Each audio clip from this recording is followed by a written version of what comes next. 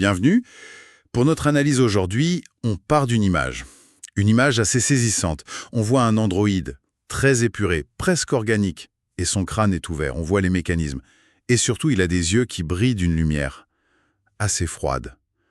Le titre qui va avec, c'est « La singularité technologique approche ». Ça pose l'ambiance. Et la source, c'est un essai incroyable de Vernor Vinge. C'est un auteur de science-fiction, mais aussi un vrai visionnaire. Il a écrit ce texte en 1993. Et cette date, elle est cruciale.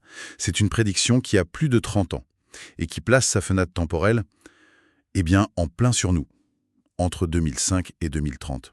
Du coup, notre mission, c'est de déballer un peu ce concept de singularité. C'est quoi vraiment selon Vinge? On va voir que c'est pas juste un gadget de plus. Comment ça pourrait arriver? Et surtout, qu'est-ce que ça changerait pour nous, pour l'humanité? On va essayer de démêler tout ça. Tout à fait. Et ce qui est vraiment puissant dans son texte, je trouve, c'est qu'il ne se contente pas de prédire un truc. Il explore les chemins qui peuvent y mener, les symptômes qu'on devrait voir arriver.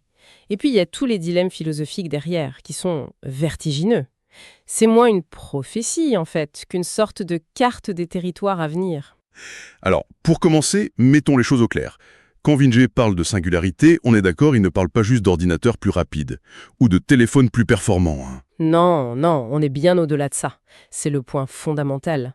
Pour lui, la cause de la rupture, c'est, je cite, « la création imminente par la technologie d'entités dotées d'une intelligence supérieure à l'humaine ». C'est ce facteur-là, l'intelligence surhumaine, qui change absolument toutes les règles du jeu. Le lest, c'est de l'amélioration. Ça, c'est une fracture. Exactement, c'est une fracture. Et dès 1993, il voyait déjà plusieurs chemins pour y arriver. Il imaginait par exemple des ordinateurs qui un jour s'éveilleraient. C'est le mot qu'il utilise, oui. S'éveiller, pour devenir surhumainement intelligents. Il pense aussi à de grands réseaux informatiques comme Internet. Qui pourrait devenir une sorte de conscience collective. Ce qui est une idée complètement folle pour l'époque et qui résonne terriblement aujourd'hui. Mais il ne s'arrête pas là. Il imagine aussi deux autres voies, plus organiques. Ah oui, c'est vrai, les interfaces homme-machine. Voilà, des interfaces si intimes que l'utilisateur lui-même deviendrait surhumain. Et l'autre voie, c'est carrément la biologie qui nous permettrait d'améliorer directement notre propre cerveau. Et le truc le plus fou, c'est qu'il a osé mettre une date dessus. Il le dit noir sur blanc, je serais surpris si cet événement se produit avant 2005 ou après 2030. On est en 2026. On est pile dedans. On est en plein dans la période qu'il a identifiée il y a 30 ans. C'est pour ça que relire ce texte aujourd'hui, c'est troublant, hein. Carrément. Et pour expliquer pourquoi ce serait une telle rupture, il a une analogie qui est géniale. Il dit en gros, les animaux s'adaptent très lentement, par sélection naturelle. Leur simulateur, c'est le monde réel. Les humains, eux, ont ce simulateur dans leur tête. On peut faire des scénarios, des essais et résoudre des problèmes des milliers de fois plus vite. D'accord. La singularité, ce serait l'étape d'après, créer des outils qui exécutent ces simulations à des vitesses qui nous dépassent, mais alors complètement. C'est un changement de paradigme, quoi. Un peu comme l'apparition de l'homme est un changement de paradigme pour le reste du règne animal. C'est exactement ça. Et d'ailleurs, il n'est pas le premier à y penser. Il s'inscrit dans une lignée. Il cite John von Neumann, Ah oui. qui, dès les années 50, parlait d'une singularité essentielle dans l'histoire, au-delà de laquelle nos affaires humaines ne pourraient plus continuer comme avant. Et bien sûr, I.G. Good. I.G. Good et son concept d'explosion de l'intelligence. Cette idée à la fois fascinante et terrifiante. Une machine ultra intelligente pourrait concevoir des machines encore meilleures, ce qui déclencherait une réaction en chaîne. Good disait que ce serait la dernière invention que l'homme aurait besoin de faire. Et ça nous mène à la conséquence la plus vertigineuse. Un emballement exponentiel hors de tout espoir de contrôle. Pour Vinge, c'est cet emballement qui a créé un mur opaque dans le futur. Il explique que même les auteurs de science-fiction n'arrivaient plus à imaginer des futurs lointains parce que ce mur se rapprochait et rendait toute prédiction obsolète. C'est vrai que c'est une image forte. Mais ce qui est vraiment intéressant, c'est que Vinge ne se contente pas d'imaginer des robots qui deviennent intelligents tout seuls. Il explore une autre voie. Oui, et ça c'est un concept absolument clé de son essai. C'est l'amplification de l'intelligence. En anglais, Intelligence Amplification, ou AI aussi. D'accord. L'idée, ce n'est pas de créer une conscience artificielle à partir de rien, mais d'utiliser la technologie pour augmenter, pour démultiplier notre propre intelligence humaine. Et pour Winch, c'était même une voie plus probable. Plus probable. Pourquoi? Parce qu'il part du principe que, je cite encore, « les problèmes de développement les plus difficiles ont déjà été résolus en nous ». Et les exemples qu'il donne en 1993 sont juste stupéfiants de justesse. Il parle d'équipe homme-machine pour jouer aux échecs. C'est fou. C'est toute la philosophie des échecs sans tort que Garry Kasparov a développée bien plus tard. L'idée que l'humain et la machine, ensemble, sont plus forts que le meilleur des humains ou la meilleure des machines seules.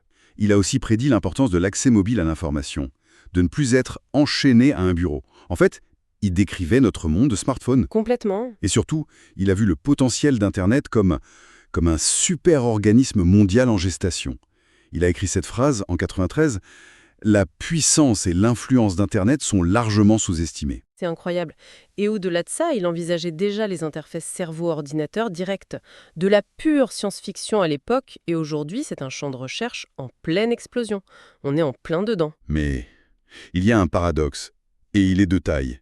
Winch prévient que cette voie-là, l'amplification de notre intelligence, elle n'est pas forcément plus sûre. Non, c'est ça qui est contre-intuitif. Il craignait que ça ne crée une élite sinistre, et surtout que ça amplifie l'intelligence humaine avec tout son bagage évolutif, c'est-à-dire la compétition, l'agressivité, le désir de domination. Exactement. On a tendance à penser que garder un humain dans la boucle, c'est une sécurité. Mais Winch, lui, suggère qu'une IA créée de zéro, sans nos biais, sans nos pulsions, pourrait être bien plus bienveillante. Amplifier l'humain, c'est aussi risquer d'amplifier ses pires défauts, mais à une échelle jamais vue. Et face à cette description d'une intelligence humaine amplifiée avec tous ses défauts, la première réaction, c'est de se dire « Arrêtez, il faut appuyer sur pause ». Est-ce que Winch pensait que c'était une option, au moins? Alors, il explore la question très honnêtement. Il envisage deux grands obstacles qui pourraient nous empêcher d'y arriver. Le premier, c'est une limite matérielle, le hardware. D'accord. La puissance de calcul. Voilà. Il est possible que la puissance de calcul du cerveau humain soit tellement colossale qu'on est encore à des siècles de l'égaler.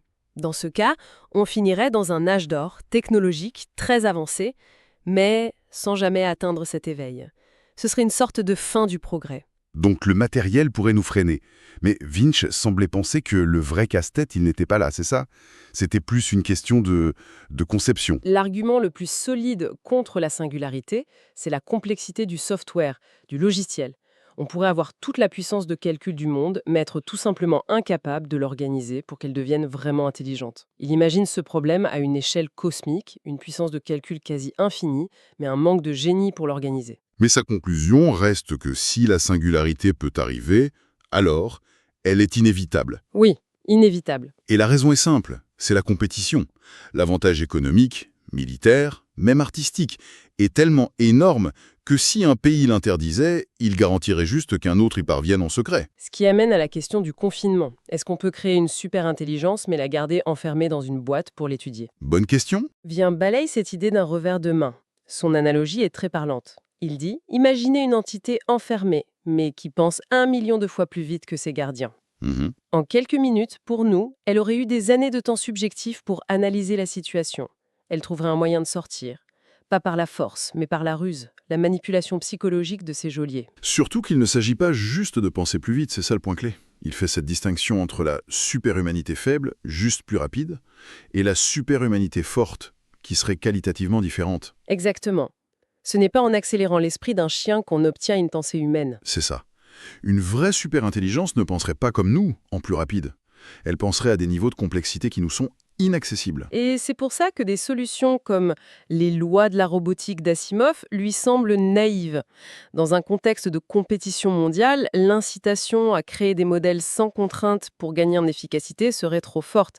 Et ce sont évidemment ces modèles sans frein qui seraient les plus dangereux. Donc, si c'est inévitable et incontrôlable, il faut bien essayer d'imaginer à quoi ressemblerait ce monde d'après. Et Winch n'est pas vraiment un optimiste, on dirait. Pas du tout, non. Il envisage des scénarios qui vont du pire au plus étrange. Le pire est simple, l'extinction de la race humaine. Carrément. Soit parce qu'on serait perçu comme une menace, soit, plus froidement, parce qu'on serait devenu inutile. Un reliquat biologique inefficace. Et les scénarios un peu moins terribles, mais peut-être encore plus angoissants? C'est l'idée que les humains, ou leurs équivalents numériques, seraient relégués à des niches. Il imagine qu'on pourrait devenir des démons conscients qui exécutent des tâches subalternes dans des systèmes bien plus grands. Des démons conscients. Ouais. Ou bien des êtres très humains, mais avec une spécialisation si extrême qu'elle nous semblerait aujourd'hui être une maladie mentale. Des existences limitées, instrumentalisées. La manière dont cette transition se produirait est aussi cruciale. Il parle de décollage brutal ou de décollage en douceur. Oui. Un décollage brutal, c'est une transition qui se fait en quelques heures ou quelques jours. C'est l'imprévisible total. Son scénario cauchemar, c'est une course aux armements entre deux nations qui aboutit à une singularité en quelques jours, avec des objectifs destructeurs. À l'opposé, un décollage en douceur prendrait des années, voire des décennies. Ça laisserait plus de temps pour s'adapter, expérimenter, peut-être même guider le processus. Mais même dans ce scénario, disons, optimiste, les défis philosophiques sont vertigineux. Prenons l'immortalité, qui deviendrait sans doute techniquement possible. Ce qui, a priori, ressemble à un rêve. Au début, oui, mais Vange soulève un problème terrible. Un esprit qui n'évolue pas, qui a une capacité finie, peut-il vraiment vivre éternellement ? Après quelques milliers d'années, il finirait par ressembler à une boucle de bande magnétique répétitive, plus aucune nouveauté. Il tournerait en rond, en fait. Voilà. Pour vivre éternellement de manière intéressante, l'esprit doit pouvoir grandir et changer. Et en changeant, au bout d'un moment, il ne serait plus le même. Précisément, au point de ne plus avoir aucun sentiment de continuité avec la personne qu'il était à l'origine, l'immortalité, pour être soutenable, impliquerait une forme de mort de l'identité originelle. C'est un paradoxe fondamental. C'est une idée presque plus terrifiante que l'extinction physique. Devenir immortel au prix de ne plus être soi-même. Et ça nous amène au cœur de sa pensée. La singularité, ça ne remet pas seulement en question notre place dans l'univers, ça remet en question notre notion même d'ego, de conscience de soi. Il pose la question qu'en crée-t-il quand des morceaux d'ego peuvent être copiés et fusionnés, quand la conscience peut s'étendre, se réduire selon les besoins. C'est la fin de l'individu tel qu'on le conçoit. C'est vertigineux. Vinge termine en citant le physicien Freeman Dyson. Dieu est ce que l'esprit devient lorsqu'il a dépassé l'échelle de notre compréhension. Dans un tel monde, nos concepts de bien et de mal n'auraient peut-être plus aucun sens. Bon, si on essaye de synthétiser un peu cette exploration, on retient que la singularité, pour Vinge, c'est l'avènement d'une intelligence surhumaine. C'est un événement qui change absolument toutes les règles. Et sa prédiction, faite il y a 30 ans pour la période 2005-2030, nous place en plein dans la zone de turbulence potentielle. On retient aussi que cette super-intelligence pourrait émerger de l'IA pure, mais aussi, et c'est peut-être plus probable selon lui, de l'amplification de notre propre intelligence. Et que les conséquences, elles sont si profondes qu'elles pulvérisent nos idées sur l'identité, l'existence, la morale. C'est un véritable horizon des événements pour l'histoire humaine. Pour conclure, il y a une idée de Vinge qui continue de me travailler.